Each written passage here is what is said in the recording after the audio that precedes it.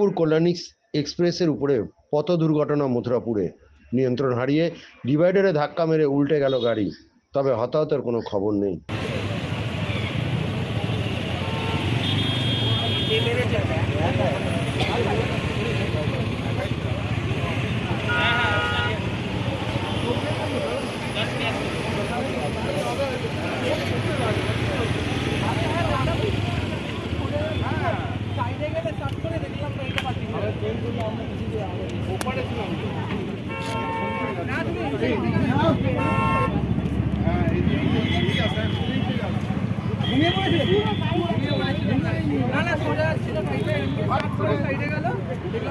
হ্যাঁ ওই ওখানে মেরেছে, আমি তখন টাকা ঢালতে বললাম শুরু দেখি দাম করে মেরে দিয়েছে।